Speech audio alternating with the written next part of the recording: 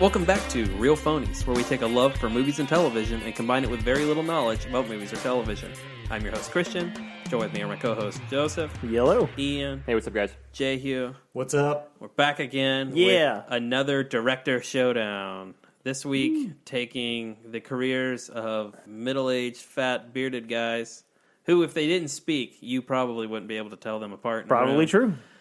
Peter Jackson and one Guillermo del Toro. They're like 20 years away from being George R.R. Martin. I was about to say, they both look like they smell not great, but better than George R.R. Martin. They definitely need to increase their bad hat collection. George R.R. Martin. He owns it, man. Yeah. Joseph, why don't you hit us with some... So yeah, I thought we'd go back through, do some comparison to their previous filmography and see if we can figure out which one is actually the better director. So we're going to start with Peter Jackson, probably most famous for The Lord of the Rings, all of them, the millions of them. He is a Kiwi. He is from New Zealand, which makes sense. I didn't actually know that about him, but it makes sense why all of the Lord of the Rings movies are shot in New Zealand. And there are a lot of similarities we're going to come across, but Peter Jackson is famously very influenced by the 1933 King Kong, which has made him want to be a movie maker. It formed his whole perspective on what movies should be, and is important in a later movie in this list. So yeah, he started out, a lot of his early stuff is very different from his later stuff. He started out with a movie called Bad Taste, which is a movie about aliens who come to Earth and want to turn people into food. It's got a lot of these are really goofy slapstick kind of things. There's a lot of makeup and prosthetics and stuff. I followed that up with kind of like a dark Muppet movie called Meet the Feebles, where they're like a traveling acting troupe of puppets and people in prosthetics. And apparently they're all just like, I don't know, it's the dark version of the Muppets. He also did there's a term for it, but it's like a crazy gore horror slapstick comedy called Dead Alive, where it's just like gore exploding in people's faces all the time. If Zach were here, he would love to talk about this one because he likes this movie a lot. And then he followed that up with probably the only movie that people might have actually given him money to make, Heavenly Creatures with Kate Winslet, which is a psychological drama. I mean, that movie was at least a critical hit when it came out. It's what put the dude on the map, but it seemed like kind of a bummer. And I start with all these just to kind of point out the variety, because he's kind of done a lot of things that are a lot different from what you think you know Peter Jackson from. But he followed that up with a movie called The Frighteners, which you've seen? I've seen The Frighteners. It had a really cool poster. It was a white background that was like lenticular, and you went to the side and a skeleton come out. But here's the thing. I don't really remember a lot about the resolution of the movie, but tell me if this premise doesn't sound like it would be the premise for some Netflix series like right fucking now. Michael J. Fox is a guy who can communicate with dead people, and he does it to con people. Like, he does it to, like, get information and get Wasn't their money that a out. Lost character, too? Yes, it was. Yeah. And then it turns out he's found out about some, like, real bad shit with dead people that's about to happen, and he's got to try to stop it. And I remember having really good special effects for its time. I remember seeing it in a theater with about 3 other people. So. I mean, I like the premise. It sounds interesting. I like that it has Michael J. Fox in it. Yeah. I mean, I haven't watched it since it came out, but I kind of want to watch it again because I remember it being okay. Yeah. And then he followed that up with Lord of the Rings, Fellowship of the Ring. So, going through this list, I have seen none of these movies up to this point. Yep. It's amazing someone gave him like $500 million to make Lord of the Rings. See, I think it makes sense because if you combine Heavenly Creatures and The Frighteners, it shows the skills that you need to make that. Fair enough. And they probably got him on a fucking budget. That's probably They true. did. They also got New Zealand on a fucking budget. Yeah. Didn't that like ruin the New Zealand like film industry? Did it? Yeah. I think I'll look it up while we're talking about it. Yeah, I'm pretty sure that he ruined the entire country of film industry. I'll look Good. it up. Fuck them. Just be Australia. Fellowship of the Ring. I knew one New Zealand guy ever, and he was tedious, so I really meant just fuck that guy. It's okay. I'm pretty sure we don't have any Kiwi listeners. Right. But if we do... Yep. I just meant that one guy. I think his name was Glenn. Flight of the Conchords are great. If Glenn is listening, fuck off. So yeah, Fellowship of the Ring. All-star cast. It is an all-star cast. But they weren't all-stars at the time. No. Who was the most famous person at the time? Probably Elijah Wood. Ian McKellen? Yeah. But Ian see, McKellen. Ian McKellen, he was big off. He had just done that. Gods and Monsters? Yeah, Gods and Monsters. But he wasn't like a household name like he was after it came out. I would say Aerosmith's daughter. Liv Tyler. Yeah, Liv Tyler. was That's big. actually a fair point. Hugo Weaving? I mean, it's Yeah. just Oh, yeah, post-Matrix. Matrix. What about Vigo? He was before Vigo's time? Vigo know. had been around, but he wasn't like a big name. Okay. You know? But yeah, Elijah Wood was a child actor. Yeah. He had been famous for a long Yeah. time. Vigo has never really popped to like stardom. I don't think he wants to. I don't think he wants to either. I think that's intentional for him.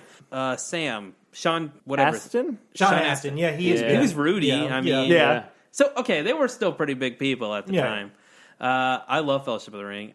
It's my favorite of the Yeah, Lord of the Rings it movies. might be the best one. Yeah. I also like. I can't shit talk this movie. I dig this movie a lot. It's a fun movie. They're all good. I don't think it's the best one. I know. I don't think it's the best one. absolutely not. Me and you will get back to what the best one Yeah. is. Okay. The only for me, this is like, as a movie goes, it's the most complete movie. It has a beginning, middle, and end. It's the only one that stands on its own. That's true. You don't have to watch the other Two Towers. You have to watch the first one and the third one to really appreciate. The third one has about 9 endings in it, and if you watch the extended edition, that's about 23 endings in Right, it. that's absolutely true. So to me, Fellowship of the Ring as a film is the most complete full film, and The Mines of Moria is up there with Helm's Deep. Those are the two. I mean, best. there's just so many different God. sequences that are iconic to the series Yeah. that happen in that first film. You shall not pass?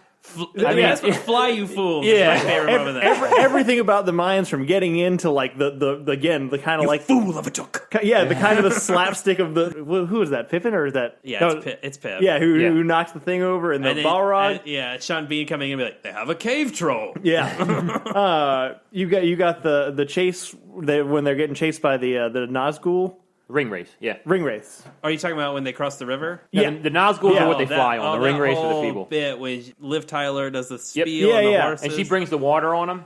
Whew. God, Yeah. I'm going to go home and watch this I've movie. watched this in the Yeah. last month, so it's kind of fresh in my And mind. you've got the whole council thing. You've got the whole battle with Boromir. Where is that? I don't even know where that is. But the battle with Boromir where he Yeah. goes down. That's the end of it. That's Yeah. the end of the movie.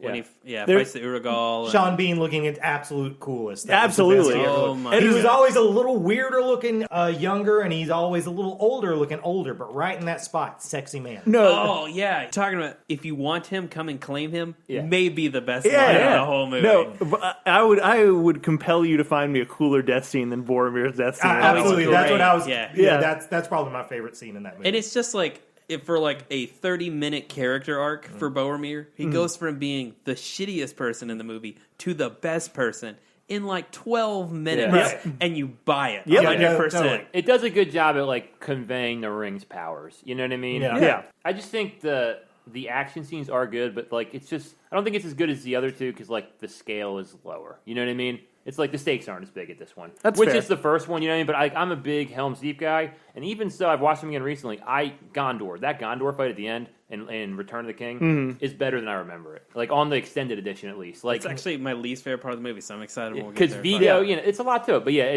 I think that's why I think it's. I mean, I love them all, but I think it's the smaller scale. But there's so much. It's so much building of the world. Yeah. You know what I And- mean? And that's one of the things that's almost hard to remember is that, I don't know, when was the last big scale fantasy movie prior to this? Yeah, I can't remember. I one. can't think of one. Yeah, no, those became not really a thing. Exactly. Maybe what was that movie with Sean Connery where he was the dragon? I think it Oh, was yeah, Dragonheart. I And just watched that movie. That was an recently. abysmal failure, but I like that movie a lot. Who the fuck is the lead It's, in that? Dennis Quaid. Dennis Yeah, it Quaid. is Dennis yeah. Quaid. Yeah. Oh, man. Yeah. I kind of like that Worst movie. It's pronunciation terrible. of the word dragon It's ever. terrible. but- Dragon! That was good. So one of the things that I think gets overlooked over time is kind of creating this world successfully where people Yeah. buy in and you're just like, oh yeah, we're totally in a magical medieval fantasy world and all these rules, like it doesn't seem ridiculous once you're there. It's the pinnacle of fantasy. And epic. man, It is. reading Yeah. about how this guy works, and I hate talking about how people work, but reading how this guy works, he was the perfect guy for it because he's very into writing backstories for his Yeah. characters that never even make it to screen and stuff. So of course he was was the guy that could put together all this geeky bullshit. And they made an insane amount of practical like costumes Right. and all this kind of like all of those armor were like handcrafted if I'm remembering And I think correctly. they reused a lot of it for The Hobbit. Is what I've been. I told. believe a lot it. Of it. It is a good Actually, that thing you talk about hurts The Hobbit. You That- think? Yeah, no, probably, totally. Yeah, Christopher Lee is fantastic in this movie. Big Lord of the Rings fan. Yeah. He's read it he reads it like every year, or did before he died. I'm confused. We can with The move right Hobbit. on. Well, we'll move on to the next, Two 'cause Towers. yeah. Yeah. Let's move to the Two Towers. He does them back to back to back. Yeah, because they were all filmed in a row. Yeah, that's another thing they don't do anymore. They filmed all three of these at the same time. it's a dangerous prospect. It is. Yeah. Only he and James Cameron can get away with it anymore. Two Towers of the original three is my favorite one. It's it's the most Smeagol time on screen, and Smeagol's It is a lot the of Smeagol most time. fun character. That's actually fair. That's a good call. He has all the best lines. We hates it. Filthy hobbits is all that shit. I love Faramir, and I believe this is where Faramir is introduced. Yep. This is Yeah, Two yeah, Towers. And Helm's Deep is probably the best. No, it's action the scene. best scene in the whole series Yeah. for Yeah. sure. Yeah, when the elves roll up to Helm's Deep, I get so pumped. You know Yeah. what I mean? Oh, You just yeah. know Great it's- yeah, you scene. just know it's going fucking Because down. at that moment, this is so dorky, whatever. But for those characters, they're knocking on death's door. It's over. But when the elves show up, they're like, we have a chance. Yep. We can Yep. do this. The whole look at me for the light on the third day, and There's so many great, like the sequence before the battle starts when they're in the rain and everybody's like locked and loaded, Yeah. and then it's just that one old guy and his bow. but everything's that's going on. He releases early, and then Gimli's just jumping up and I down. know, yeah. It's such a great mix of humor and this tense battle sequence about to happen. And it does the right thing for a sequel, which is the guys that you put together in the first one, split them apart, Yep. make them bounce off different things. It's both of these movies kind of end on a darker note. Yeah. But it is like Empire Strikes Back to me in that the whole movie is darker. Right, Than the first one. Because everything is, like you talk about, everyone's just split up. Right. The characters don't know where Frodo is. Merry and Pippin get taken.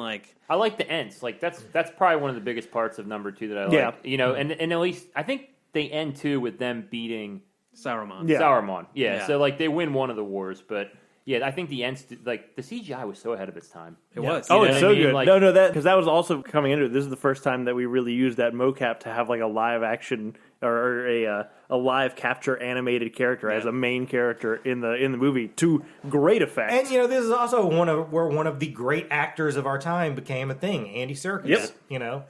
Who basically invented a genre of acting. Yeah. Yeah, he doesn't get enough credit for that too. No, he does not. Yeah. Not near enough. So you're right. Smeagol's probably the best character in number 2. Yeah, I've never thought about it like I that. fucking love Oh Serkis. man, you're right. the scene where with the fish in the Yeah, fountain's phenomenal. The first scene where he's talking to himself at different angles. Potatoes. Oh god, you're right. That's really good. Yeah. I also love when Gandalf returns. Dorky me gets pumped Yeah, up. You know what I yeah, mean? sure. And he returns as the White Wizard. Now he's the White Wizard. He's even cooler. Well, the Balrog fight scene, open the movie. There, you actually, he's Yeah. they were falling and then we weren't, and all of a sudden you're on top of the mountain, and I don't know how those physics work, but I'm here for it.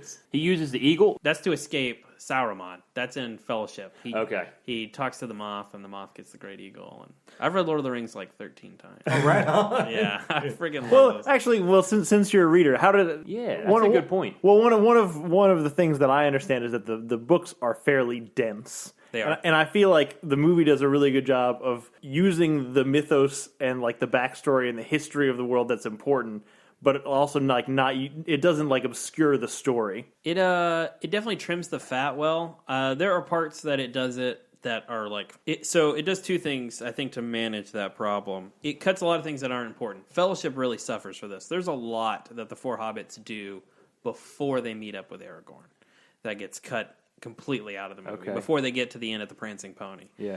And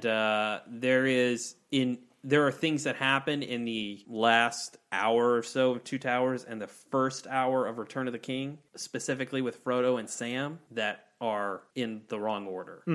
But it happens to make it more linear for the films, and I think those are really good decisions. Like the whole encounter with Shirog, that's all Two Towers. That's all, Smeagol's betrayal, all that stuff.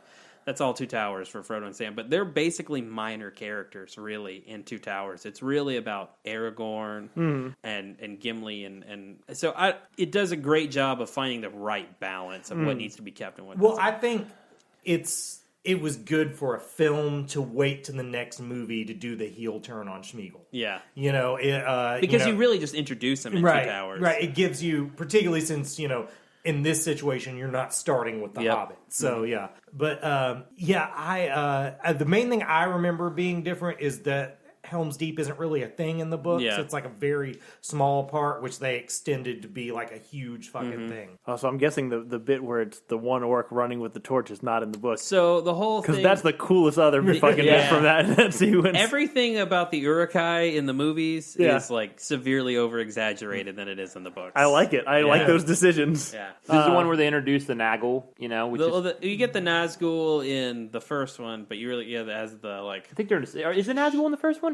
Well, I thought they're riding horses in the first one. They are, but the Nazgul are like... That's a tough thing. Yeah. Is it just exclusively the dragon things they ride, or is it the actual name of the 9? They kind of use interchangeably. Yeah, that's true. Yeah. Anyway, so we want to move on to the Return of the King, which is the third of the series, which is the one that it kind of received awards on behalf of the other two. Entire franchise. And maybe just received awards on behalf of, man, we're going to have to give a genre film one of these fucking things one day. Yeah. Well, the other two had been nominated, right? Every year. Mm-hmm. I think Ian McKellen had got nominated every year, and friggin' the movie has always got nominated for Best Picture and never won. Ian, you said you love Return of the King. I watched it again recently, and I'm going to be a little different. I may say 2, but I'm going to say this is my favorite one.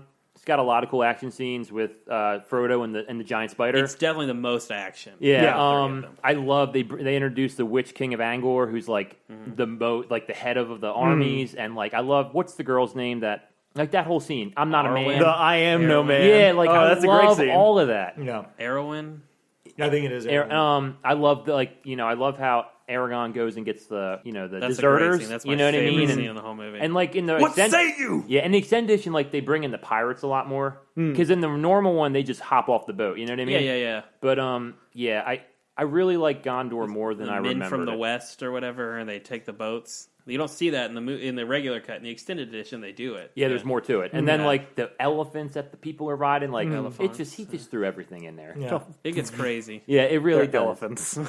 They're like woolly mammoths. Yeah. And what's Orlando Bloom's character? Legolas. That's my favorite scene where he slides down. down. Yeah, surfs down the that trunk. That just references the Two Towers one when he surfs down the stairs. Yeah, definitely. But Which I don't was know. practical, where the one in the elephant one is not practical. I'm a very instant gratification kind of person. This is all payoff. Yeah. You know what I mean? I mean, this movie is Yeah. all payoff. You know what I mean? So that's why I think I like it. Yeah. I just hate how many endings there are. Yes. I hate that, like, you could end the movie when everyone bows to Frodo. Yes, and he's that's like, where you should end it. You don't bow to no one, and everyone bows. Perfect ending. And then in the extended edition, you like go back to the Shire, and he like says goodbye to Bilbo everyone. goes on like a boat out of the world. They go to the land of the elves or whatever. I would say if I was going to really, you could cut it right when they get the Eagles pick them up. You know what I mean? If you really wanted to make it short.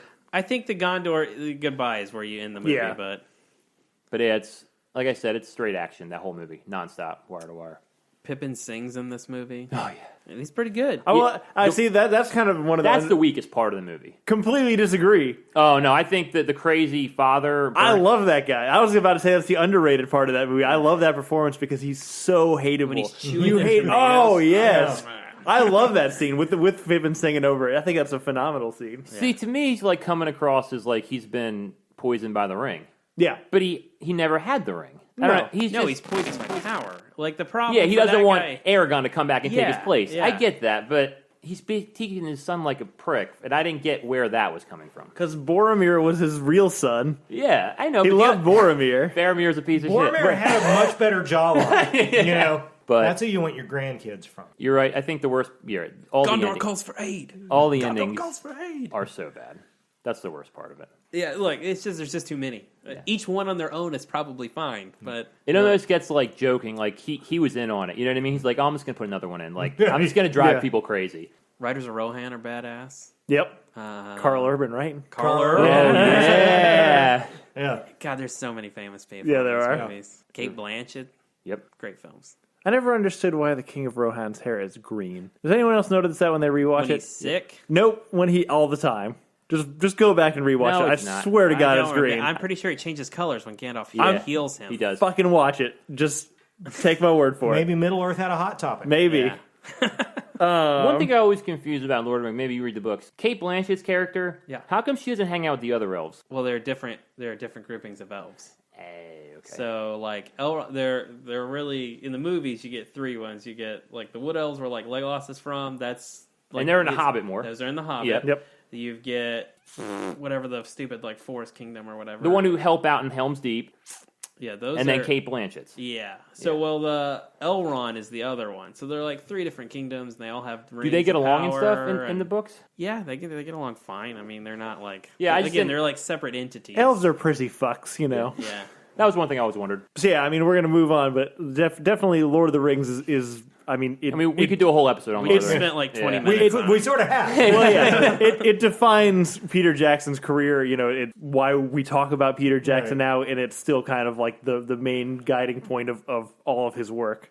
Nothing he's done since has even come close to that. No. So we'll power through those quickly. But that said, he followed that up with King Kong in 2005, which is genuinely almost a shot-for-shot remake of the 1933 version that he really, really loves, but with phenomenal CGI. I think this movie's underrated. I agree. I like this movie. It is 3 hours long, but it is a good 3 hours. I will say the boat bit goes on for a little longer than I'd like it to.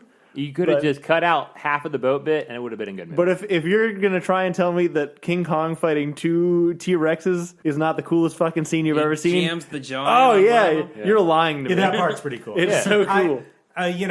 This movie's okay. My King Kong is the late 70s King Kong with the dude. That's my King Kong, but fair enough. But yeah, this is a fun movie, and definitely because of exactly that scene. Yep. Like, the other 3 hours of that movie is who cares? You've got that scene. I'm on board. Well, I would say it's just disjointed. Like the first hour in the boat's like one thing, then they're on the island for an hour, and it's like Jurassic Park. You know what I mean? And then the third hour is completely different when they get back. To New for York. sure. Skull Island is the coolest bit. Yeah. And all the good things that you remember from that movie happen there. Yeah, my weakest part of this movie, Adrian Brody. Yeah, for sure. I will never buy Adrian Brody. I just can't. Yeah. I can't do it. Why do they keep trying to make him an action I star? don't think they do anymore. Predators. Predators might have been the last This attempt. was around liked Predator. this No, is Predator is around good, the but- same He's fine, thing. but he's not good at it. But just imagine if they'd gotten a real action person for That's that true. movie. Probably would have been a hit. Him in this movie is the exact same as Tom Hiddleston in the new. No, that's That's a great good point. Yeah. That is They're even 100%. dressed the same. Yep. Jack Black's not good in it, really.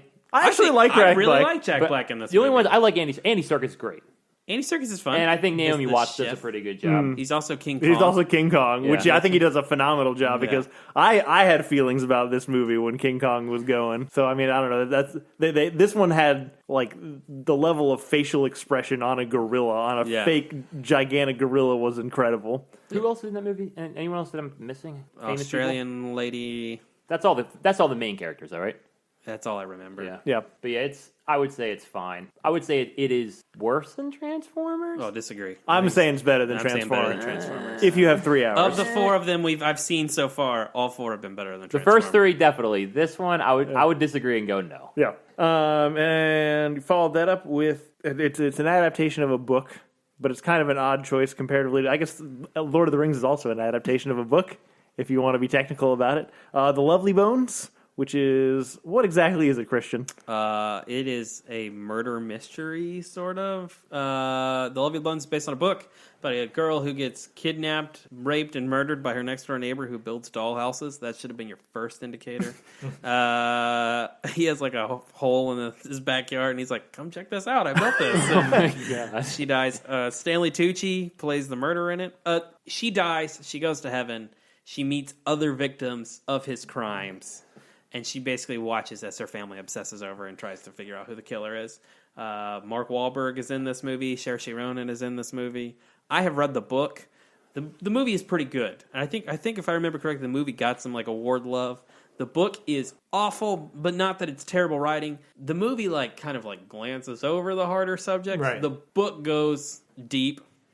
For a lack of a better phrase, it just is like it's the first chapter is when all the crap happens, and it's very like literal. And so I've read the book and seen the movie. I don't love either. It's a hard subject. I would just look. So my question was: this is his first R-rated movie he's done, since Lord of the Rings, but it's PG-13. Do you think he toned it down, like as far as the movie, It definitely is more toned down than the book to make it PG? The book is hard. But that was probably intentional because who the fuck are you marketing this to if you make it R? Well, you know what I'm saying? Yeah. I figured this was him trying to get back to what was the Kate Winslet movie, Heavenly Creatures. Yep. This is him trying to get back to those roots, and much like that, I looked at this movie and goes, seems like kind of a bummer. Think I'll pass. Yeah. It's I have not seen Heavenly Creatures, but I remember that comparison being made right on. when the movie came out.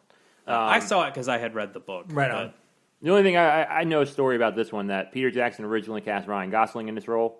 Ryan Gosling apparently showed up like 60 pounds overweight because he pictured the main character being like a fat dad. And Peter Jackson disagreed and fired him. And Mark Wahlberg got this role like 2 days before shooting. Mark Wahlberg is not bad in this. Yeah. This movie is not bad in general. It's just like it's a heavy subject, and again, maybe I'm tainted because I read the book, so it doesn't really hold up as well to me as the book does. But Fair enough. What do you think, better or worse than Transformers? it's definitely better than Transformers, but I would rather watch Transformers. I'm not sure how that works. And then we're going to blow through these. We're going to follow that up with it. One of the reasons we picked this subject is the Hobbit movies, which was supposed to be one movie originally, and then it was supposed to be two movies, both directed by Guillermo del Toro, who's going to take over the mantle from Peter Jackson.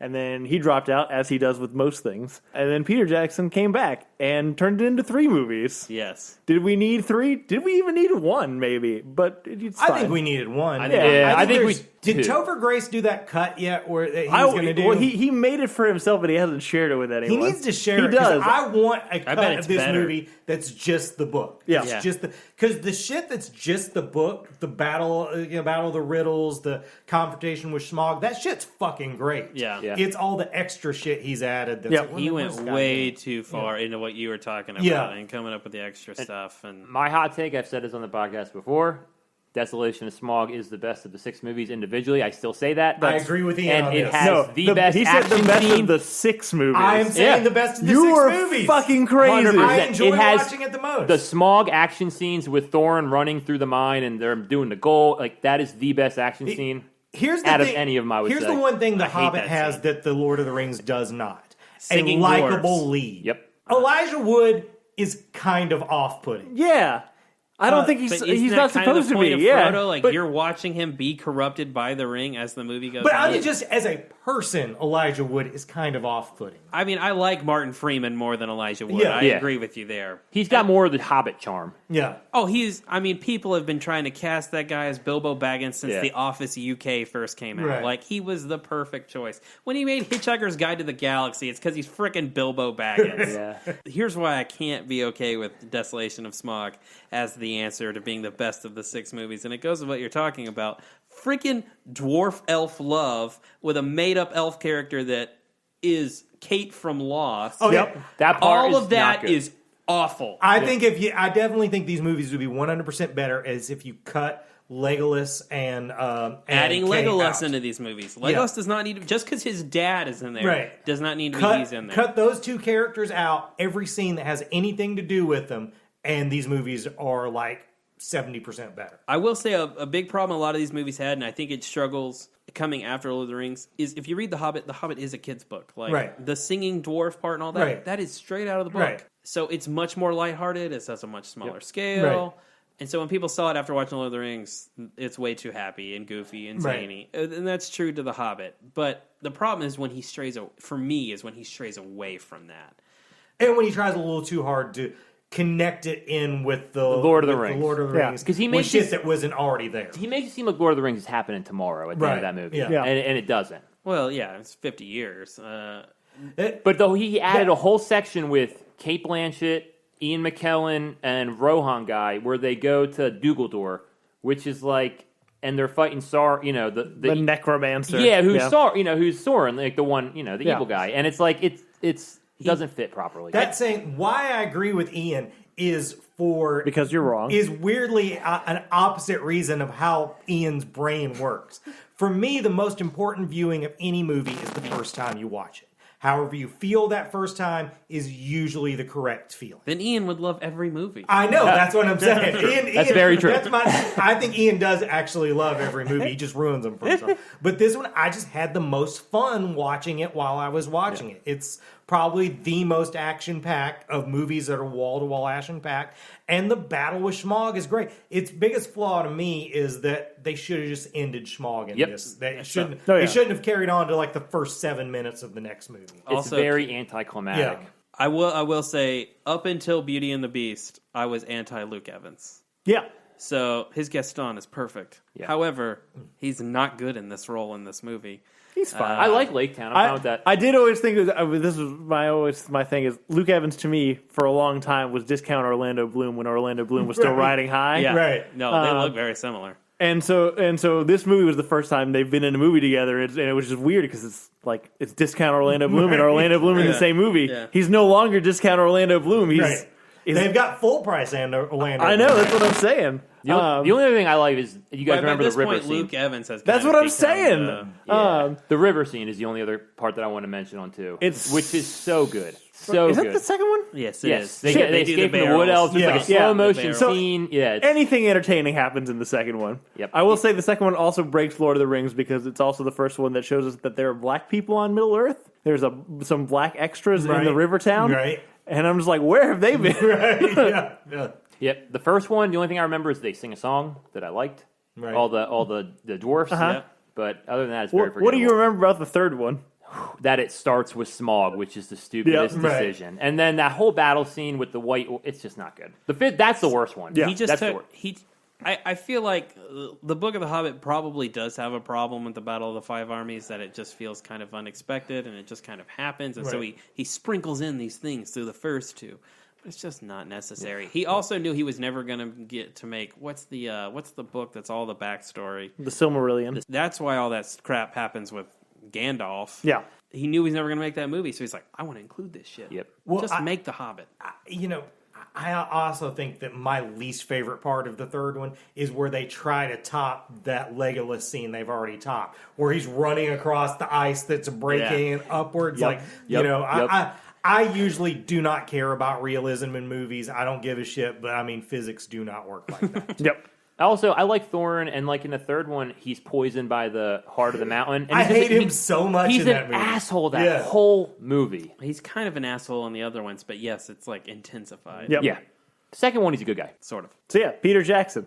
That's it. He Yep. hasn't made anything Is that else. everything since we've done with? What is he doing now? He just released a movie. It's all World War World I War I footage that's He's recolored about called a Beatles documentary too, I believe. right They on. Shall Not Grow Old. But yeah, we no, have to go through GDT faster. we're gonna have to go a lot faster. But yeah, it's mostly Lord of the Rings. There's some other stuff in there. But yeah, Guillermo del Toro. One of the things that I thought was interesting about both of them is they both come from places that aren't particularly known for their filmmakers, or weren't when they started. Peter Jackson, like I said, is from New Zealand. Guillermo del Toro is from Mexico. He is good friends with the other two of the three amigos, Inarritu and Alfonso Cuarón. Really? They're all friends? I didn't know. Yeah, they're all like really good buddies. Yeah, I knew that he saw Roma earlier. That he saw a cut from Roma. Yeah. Also similar to Peter Jackson, he was very much inspired by the original Creature from the Black Lagoon, which you will notice Don't say. in I'm several not of his, surprised by that of his even movies. slightly. So he's got a much more kind of, I would say, narrow range of movies coming into when he got famous. He started out with three Spanish horror drama movies: Kronos, Mimic, and The Devil's Backbone. Which Mimic's not a Spanish thing, is it? is it not? I No, thought it was. no, it's a '90s movie. It was like Mira Sorvino. Okay. It's pretty good. I think he disowns it because the studio fucked with it a lot. But I mean, it's about big cockroaches that kill cockroaches or some shit.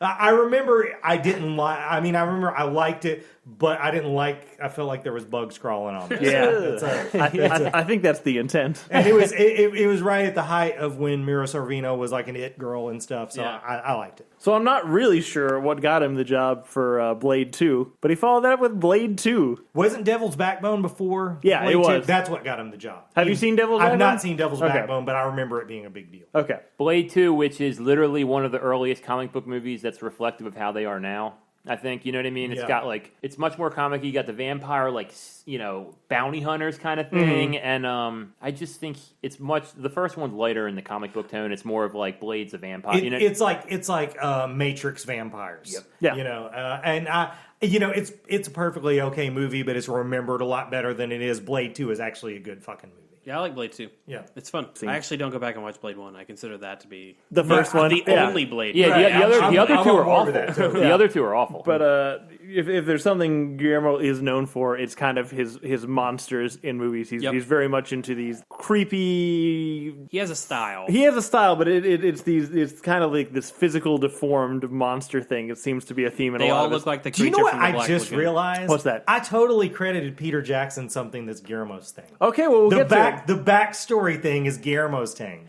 I just mixed these two fat guys up even further. Oh, I think is I bad. bet you that happens a lot. Yeah, that the extensive backstory thing is Guillermo del Toro's thing. But yeah, no, Blade 2 is definitely the best Blade. It's got one super terrible CGI fight sequence, but otherwise, I'm on board. I love the vampire the vampire of vampires. Yeah. Ron Perlman's great in that movie. Oh yeah, That's Ron what I Perlman remember. is, Perlman. and That's what I fucking what's his name from The Walking Dead's in it? Rick Grimes? No, Norman Reedus. Oh, right. Because you're right. he's the apprentice who's like the Judas of the group. Yeah. Yeah, that's when he stopped bathing. It was right around that. He's already got his greasy hair. Yeah. Why does that guy have greasy hair all the He time? just I because think he gets cast for it now. He's got a type. Yeah. It's strange. But he followed it up with probably one of the things he's most known for, Hellboy, the original Hellboy, which I think is the better Hellboy, personally. I love the original Hellboy. I'm a big fan of Hellboy, the character. This is like the first movie that was a big hit that the creator of the comic still had a say in how the movie turned out. Like Dave Stevenson had a big stay in The Rocketeer, but it was not a hit. And I love how this movie turns out. I think it's a pretty good reflection of both the director and the original comic. I can't say enough good things about it. It's fun. The It's a ton of costumes fun. are phenomenal. Yep. Both Ron Perlman is a great Hellboy. What's his face is? I mean, he's a good Abe Sapien. Doug Jones. Doug Jones. The suit is incredible. Just the world is really cool. You know, there's so much in like the settings, and it just all looks old and ancient and magical vaguely. Yet in a modern city. Yeah, it's very very cool. Rasputin's the villain in this one, which is Yep. kind of a fun nod, and then you get the whole crazy Cthulhu ending thing with the moon and whatever. Right. Yeah, they basically just closed off the whole comic. They book, did. The whole Hellboy comic book, like overarching thing in one movie. And John Hurt also is really cool. Oh, that's right, yeah, it as is. Professor Broom. I The fucking love better this Hurt. movie. Yeah, the better Hurt. Totally. Yeah. Yeah. God rest his soul. Yeah. And he followed that up with arguably his most critically acclaimed film, despite the fact that one of the other ones here won Best Picture. Pan's Labyrinth, which is... It's better than the one he won. It Best is Picture better for. than that.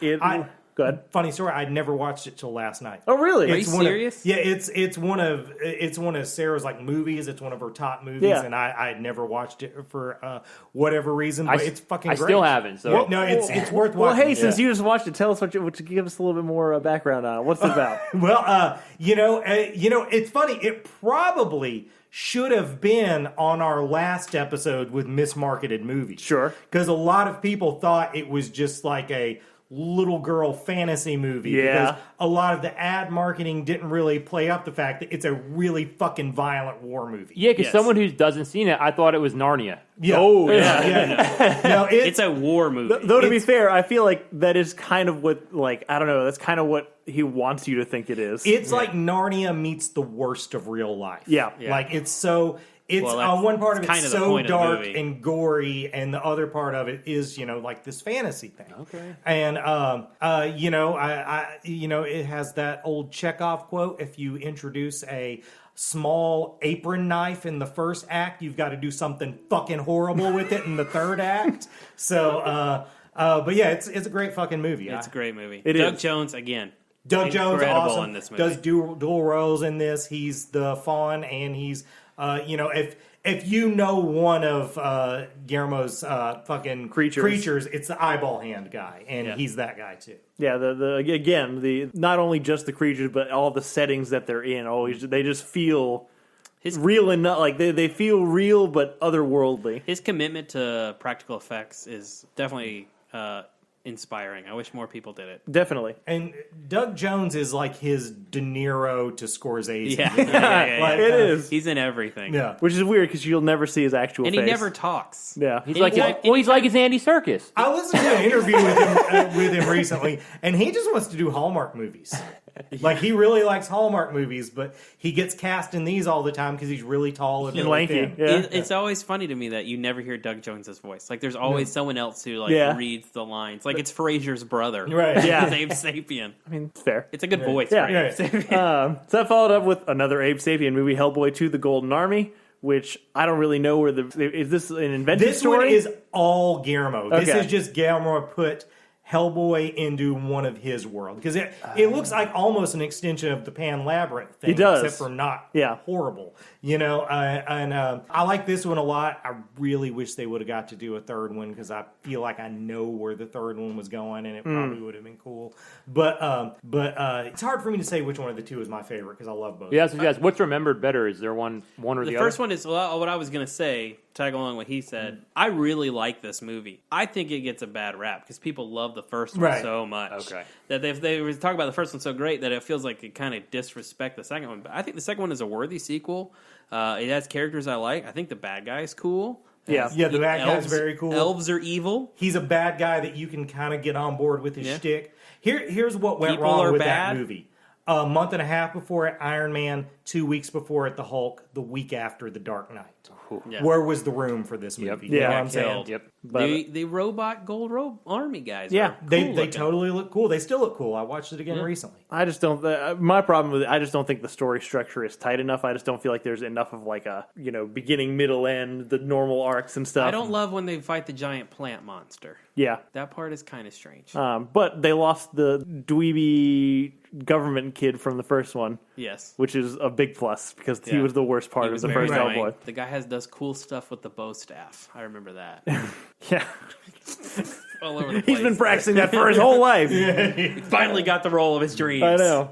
I followed that up with Crimson Peak, which made an appearance on our podcast last week Fucking of hate it. mismarketed I hate movies. it. Yeah. Yep. Yeah, this one. It's I don't a even- really good-looking movie. Visually, it's fun to look at. It's boring as fuck. Very forgettable. Yeah. We already talked Awful. about it. Very Yeah. forgettable. Not Listen- bad, but listen- forgettable. Listen to our mismarketed movies if you'd like to hear us talk more about Crimson Peak. And his most recent one, which won the Best Picture Oscar, Shape of Water from We last year. skipped one. Which one?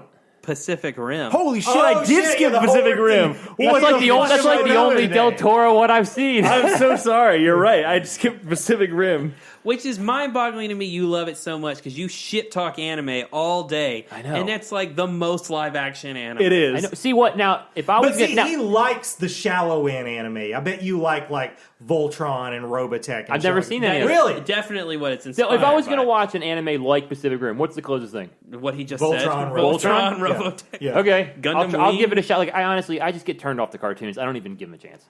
It's funny. We've referenced it a million times on this thing, but I don't think we've made it very clear in continuity that the reason we all know each other is we all had a job together. Yep. And so we all this movie came out when we were all working. Yeah, at we the were same all four time. working at the same time. And when I couldn't find one of you motherfuckers, that's where you were. Yeah. I mean, particularly Ian. literally every single night, if we got the paperwork done before the last movie was out, we'd go watch Pacific Rim Yep. until it was over. Because this is when I was like closing a lot with like Nips and Regina and you Yeah. and like we watched this movie up. Oh, I can remember I could lot. quote this movie like word for word while I Yeah. was watching it at one point. And I don't want to act like I was a good employee or anything, but for whatever reason, I would never watch movies on the clock, during like business hours. And I remember one night you and Regina were like, "No, man, we'll take care of everything. You just go watch that movie." And that was like the first and only movie I ever watched during like a prime set on the clock. Actually, I did one more, but we won't get into that.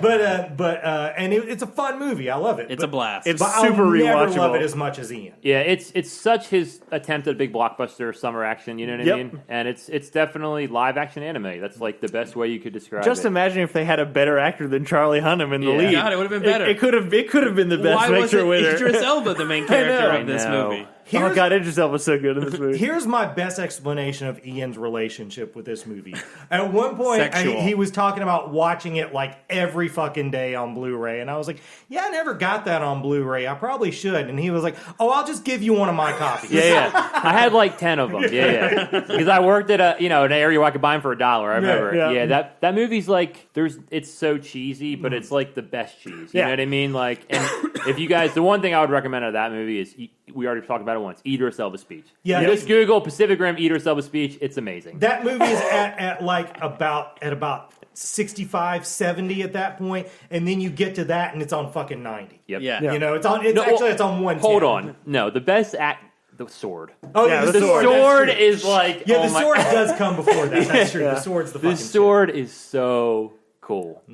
But yeah, I don't know. Like, it's giant robots versus giant monsters. It's definitely, That's what it it's is. definitely the furthest thing from any of the other things on That's this very list. true. Yeah. It's not serious in any respect. It's just goofy, big budget action, heavy CGI. It's never horrifying. Yeah. No. My only complaint about that movie is all the action scenes take place in the rain at night. So like I wish they would say it's gorgeous. Yeah, I wish they would have done a little like one daytime. You know what I mean? Yeah. I think They do that in the second, but it's awful. and it's terrible.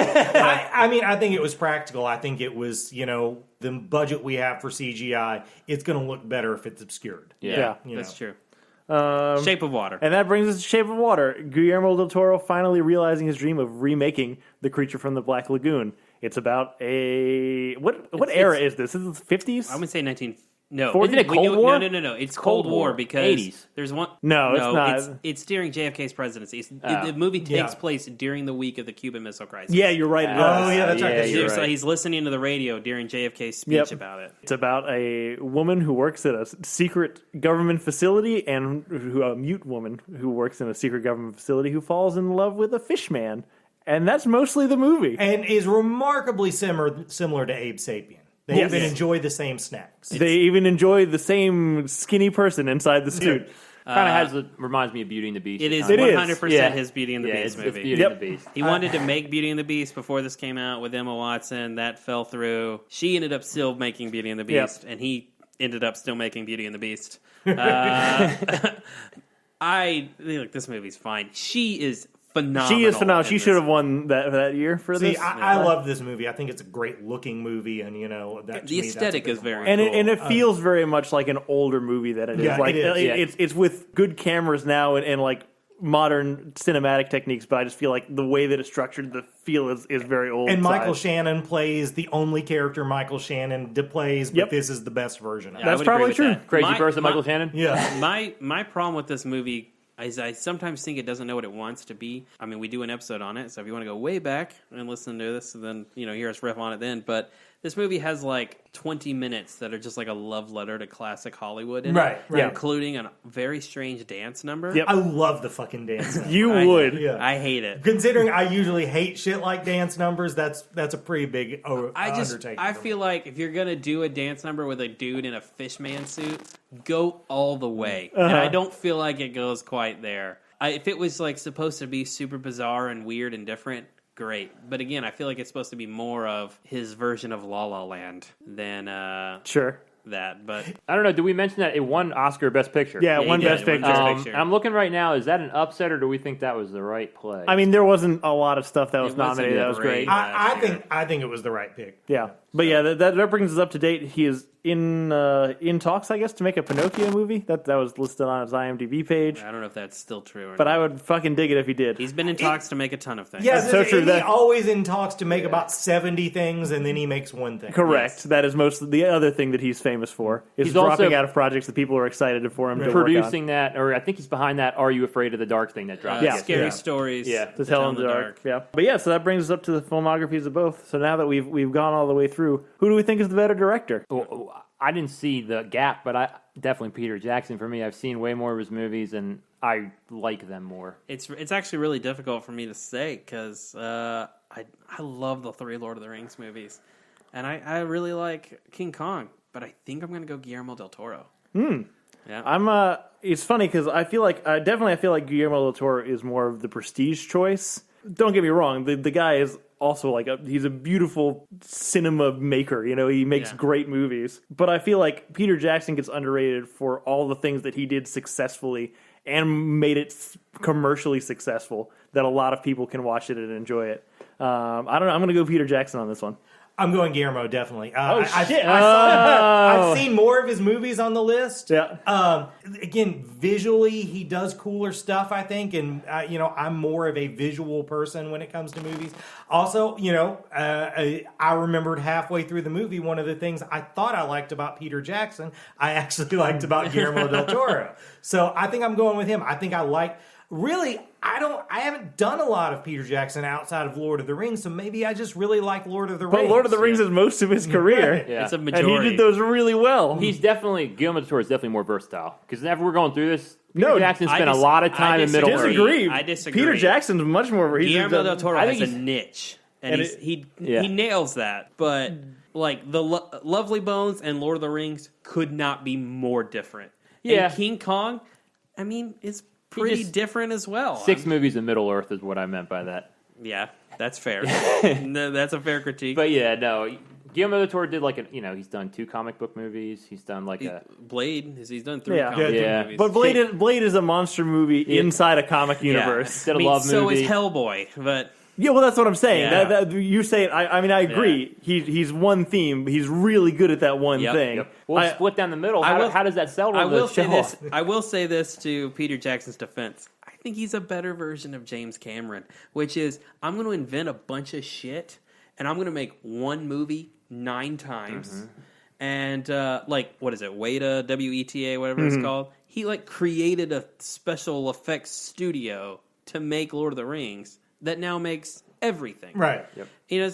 Similar shit James Cameron did for Avatar, but at least Lord of the Rings is good. All right, well, we've got a split decision, so I guess this one's going to the masses. Yep. Please reach out to us on Twitter and Facebook or email at realphonies or at betterthantransformers@gmail.com.